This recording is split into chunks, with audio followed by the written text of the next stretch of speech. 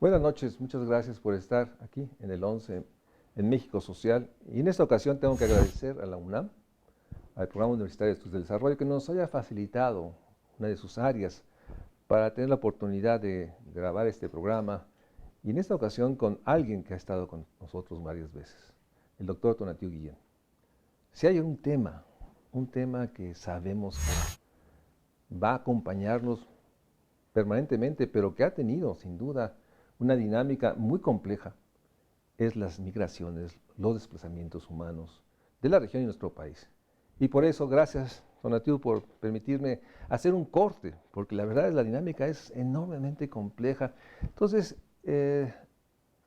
digamos, en este mes de noviembre, iniciando este mes de noviembre, ¿cuál sería un poco el balance que harías? Parece que se endurecen todos los instrumentos de los estados, y por otra parte, las dinámicas, el movimiento no cede, no sé si se ha incrementado, y la situación pierde centralidad, por lo menos en la narrativa mexicana, por el tema del desastre en Acapulco. Pero ¿cómo estamos? ¿Cómo puede ser un balance de grandes trazos? Muchas gracias, María Luis, por la invitación y por la oportunidad de compartir estos temas de manera pública. Primero, los números, para tener un corte rápido. Ya habíamos hablado hace unos meses que el año 22 rompió todos los récords de toda la historia de personas en movimiento arribando a la frontera sur de Estados Unidos. En esos meses que hablábamos, el cierre del año 22 superó lo que Estados Unidos llama encuentros con extranjeros en su frontera, más de 2.5 millones de encuentros. Son menos personas porque pueden repetir el intento, pero igual son cifras sin precedente. Y el año 23, que ya pensábamos que el 22 era el pico, el año 23 va a estar cerrando con números más altos. De hecho, para el año fiscal de Estados Unidos que acaba de terminar, ya superó el 22 y lo más probable es que hacia diciembre del 23 tengamos todavía números más altos que nunca. ¿Y qué quiere decir? Primero, que los factores de expulsión en los lugares de origen siguen muy intensos, que hay crisis sociales muy profundas en los lugares de donde la gente tiene necesidad, subrayado, necesidad, condición forzada de movilizarse y de salir y de buscar alternativas. Y esto incluye a México, si quieres comentamos un poco más de ello, pero tenemos un escenario regional pensando en América, en el continente, desde América del Sur hasta acá, en donde viejas tensiones, viejas crisis se convirtieron en algo terrible. O sea, lo que estaba mal se convirtió en mucho peor. Lo que estaba peor se convirtió en catastrófico. Esos tonos son los que explican, dicho así en general, de manera amplia, las nuevas movilidades que empezamos a ver, sobre todo desde el segundo semestre del año 20, que crecieron en el 21 y se dispararon en 22 y 23. Entonces, de alguna manera, esta sincronía de movimientos en Venezuela, en Cuba, en Nicaragua, los que ya estaban conocidos por nosotros como Honduras, El Salvador y Guatemala, nuevos en términos de cantidad, como Colombia, como Ecuador, un poco Perú, son movimientos que coinciden en tiempo, pero que tienen una explicación común y que yo le llamo todavía el efecto pospandémico. O sea, la pandemia no era solo la enfermedad y las parálisis inmediatas y las tragedias inmediatas, sino fue una especie de remolino que fue articulando otras crisis en otros espacios, en general de salud, en educación, en la economía, en los ingresos, y hubo sociedades con capacidad de reconstitución, y lo hicieron muy bien. Bueno, Estados Unidos, por ejemplo, o Europa, que se paraliza pero se reactiva en muy corto plazo, otros países que también hicieron un ejercicio similar, pero tenemos todo este otro conjunto, incluyéndonos, que no tuvimos la capacidad de reacción de la misma manera, con la misma capacidad en todas las regiones, y que muchos elementos que ya teníamos mal se volvieron peor. Y ante esta situación, digamos, de azor, no sé si sorpresa, porque creo que los gobiernos, parece ser que la reacción ha sido endurecer, Sí. Con un discurso nuevamente de protección de los derechos humanos, de garantizar movilidades seguras, pero ese contraste creo que es más grande. Entonces, hace este recuento, ¿cómo reaccionaron los Estados-nación? ¿Cómo reaccionó Estados Unidos ante eso? Porque finalmente todos sabemos que Estados Unidos es quien marca la pauta, digamos, en la región, en América. Esa es la paradoja de tener una situación social grave, muy grave, que obliga a estas movilidades tan grandes que estamos viendo, y del otro lado discursos gubernamentales que ahora y antes y poco antes argumentaron posiciones protectoras de los derechos humanos, posiciones favorables a inversión en el desarrollo, posiciones que dijeron esta es una política humanista, en términos de palabras, pero en la realidad lo que ha crecido es el endurecimiento de estas políticas.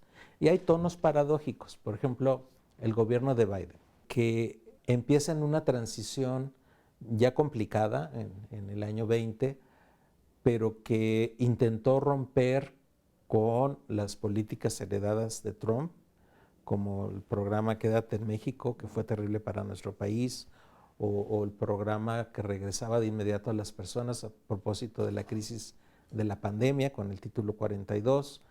Dijo todo eso es inhumano e impropio, pero sin embargo mantuvo mucho de estas medidas de contención y abrió un poco, eso hay que reconocerlo, abrió un poco a procesos de ingreso por razones humanitarias Esas a cuotas que Estados anunció. Unidos. Son cuotas que tiene el gobierno de Biden, especialmente para las nacionalidades que crecieron mucho justo en el periodo 22, que son la venezolana, la cubana, la nicaragüense y la haitiana. Pero aunque de pasada se metieron otras nacionalidades en estos programas, pero estaban focalizados a recibir hasta 30,000 personas por mes, que no es una cifra menor, de estas nacionalidades, pero que no tuvieron la capacidad de suavizar en términos de movilidades la cantidad de personas en tránsito, sobre todo por México. Hay otras iniciativas que son interesantes y que no han terminado de implementarse, que me parecen valiosas, como en los centros de procesamiento regionales. Le propusieron uno a México, poner uno en México, seguramente en el sur, en Chiapas, y el gobierno de López Obrador no lo aceptó. O sea, la idea era que ahí llegaran, hicieran sus trámites y contenerlos ahí, como en Colombia y en otras partes. Y procesar si la solicitud de asilo es pertinente, que pudieran transitar tranquilamente por México y llegar a Estados Unidos, como ha estado ocurriendo, reitero, con esta otra camino que lo llaman a través de una aplicación remota, CBP One, y que ha estado funcionando relativamente bien, pero es una ventanita. El hecho duro es que el gobierno de Biden, al mismo tiempo, a quienes llegan a la frontera, lo sigue rechazando, y no solo rechazando, sino negándoles la posibilidad de solicitar asilo por un buen tiempo, por un buen número de años. Entonces es un castigo y una penalidad fuerte que intentaba, en su lógica, frenar el flujo y todo ordenarlo a través de estas peticiones remotas. Y a través de estas otras procedimientos, como el de las estaciones de procesamiento previo, que no han operado, esa es la verdad, aunque estaban previstas en México, en Guatemala, en Costa Rica y en Colombia. La otra cara, la última vez que hablábamos, seguíamos hablando de esta deportación, digamos, inmediata. Sí. Gente de Estados Unidos, incluso gente que tenía ya tiempo, los enviaba al otro lado de la frontera. ¿Eso sigue, se mantuvo, creció? Se mantienen ese modelo de retornos y también han aumentado las repatriaciones. O sea, la gente que llega no necesariamente llegó y ya la hizo. O sea, son personas que las procesa migración y si tienen alguna posibilidad de solicitar asilo de manera justificada, entran por el camino habitual, porque francamente no se cerró del todo tan radical la frontera, pero otro paquete grande es repatriado.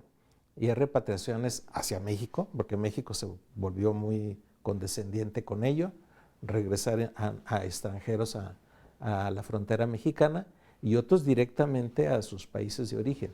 Entonces, simple no está. Una pregunta, de pronto pasamos de las caravanas, 19, o sea, un fenómeno masivo, y algo pasó, no entendemos los que no seguimos al detalle como tú, que de pronto ya no hablamos de caravanas, pero sí nos dicen, y todos los datos, de que hay un flujo constante. Sí. ¿Cómo explicas esta aparición, desaparición de las llamadas caravanas? De manera muy rápida, las caravanas reflejan una gran necesidad de la gente de moverse, pero también una capacidad de organización de alguien. O sea, no son eventos que amaneció el día de alguna manera y todo el mundo se movió. No, son operaciones organizadas y ya han ocurrido de esa manera. Tienen un aparato que convoca, que estructura, que tiene recursos. Y especialmente las viejas caravanas, la del 19 y la del 18, finales del 18, fueron operativos, perdón la palabra, pero son operativos de organización de gente. Y eso ocurrió y lo vimos muy directamente. Ahora ya no hay esos organizadores, o hay de escala muy, muy pequeñita. Pero no quiere decir que el flujo haya cambiado. El flujo sigue siendo muy grande. Y hay movilizaciones como la que comentamos de que de un día para otro aparecen 10,000 haitianos en Piedras Negras, o al otro día y años después 5,000 venezolanos en el mismo punto. No es casualidad. Son movimientos en donde ya hay actores muy peligrosos, muy poderosos, que son las organizaciones de traficantes de personas. Vamos a un corte y regresamos aquí a México Social para dar cuenta de uno de los fenómenos sociales que realmente está transformando la realidad de los países expulsores, de los países que son tránsito, pero también los países como el nuestro, donde muchos se quedan a veces forzadamente y otros simplemente se ven atrapados. Regresamos ahorita aquí a la UNAM para seguir grabando México Social en el 11.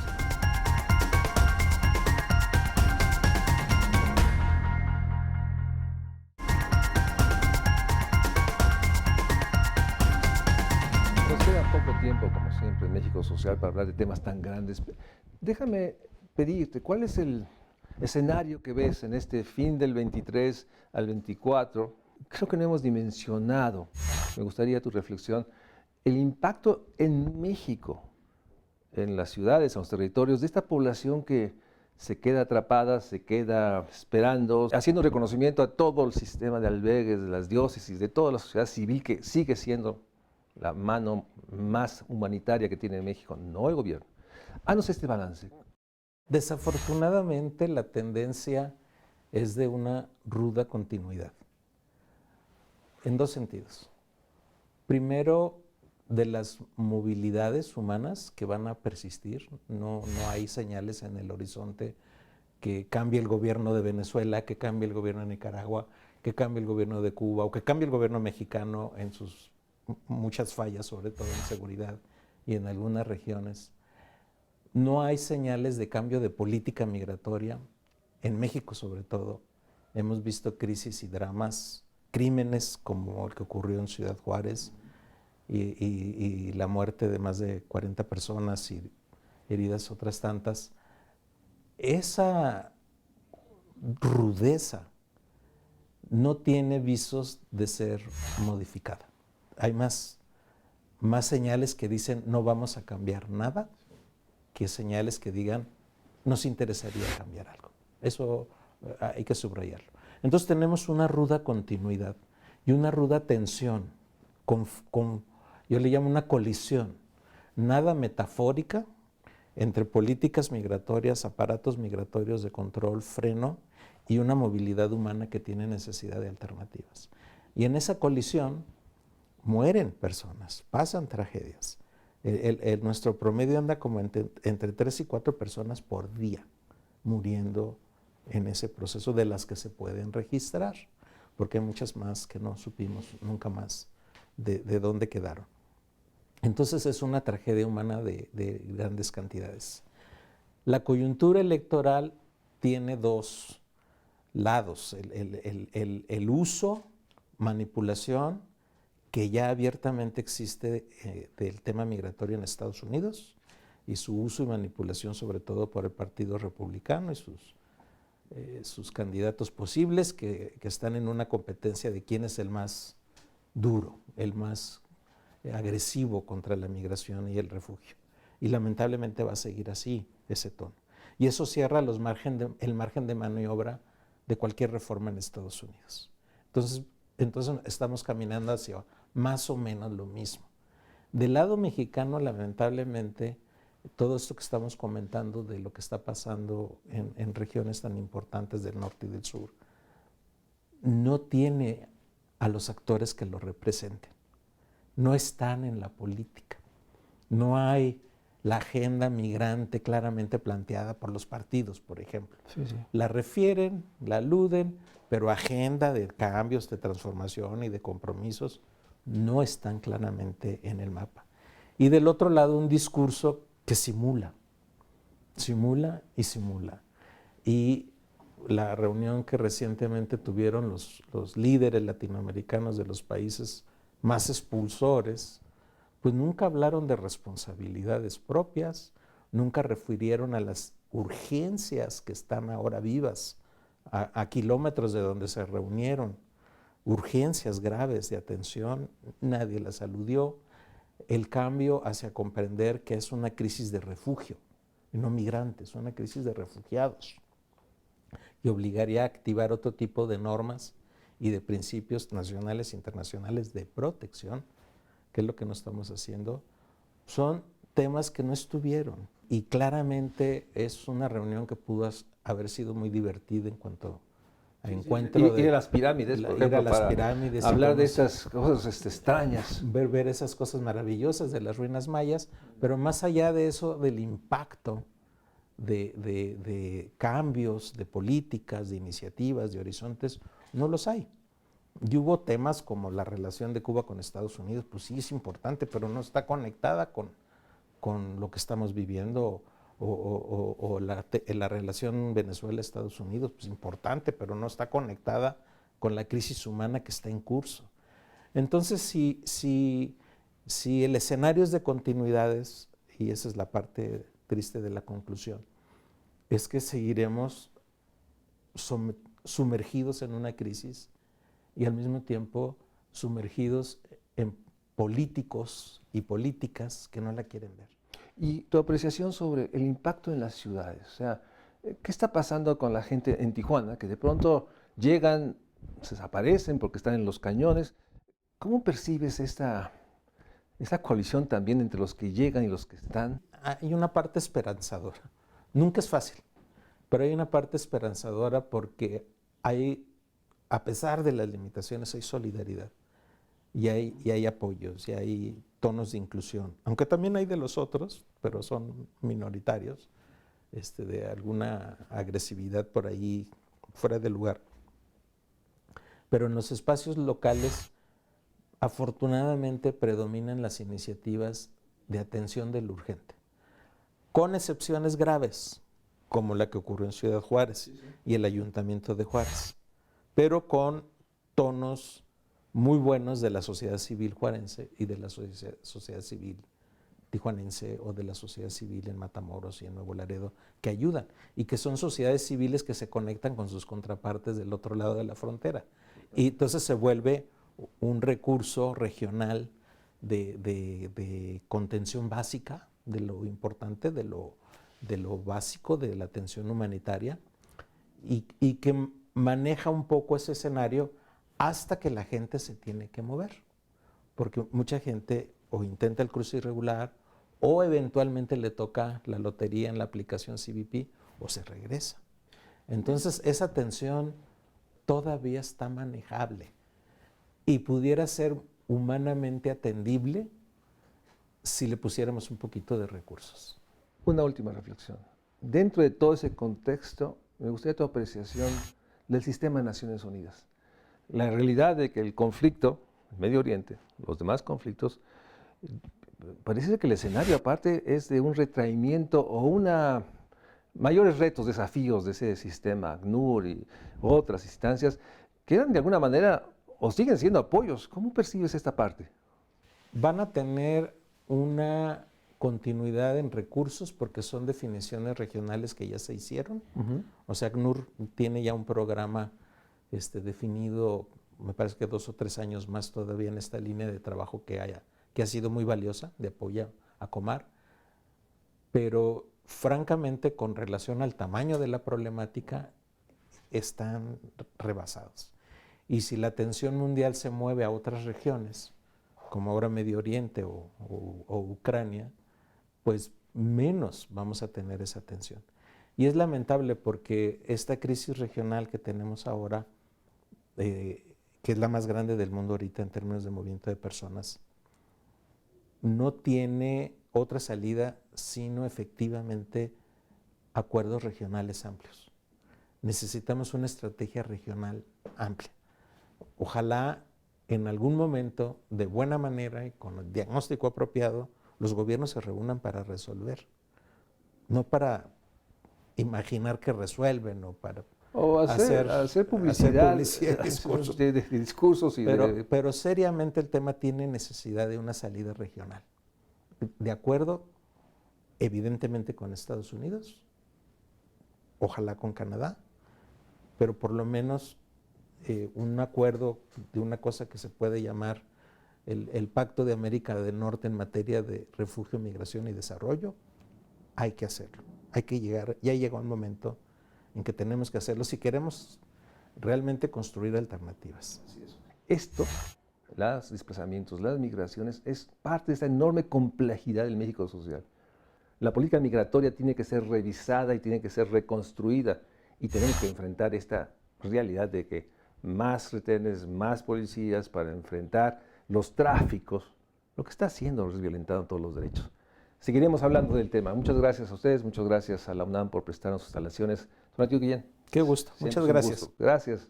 Buenas noches.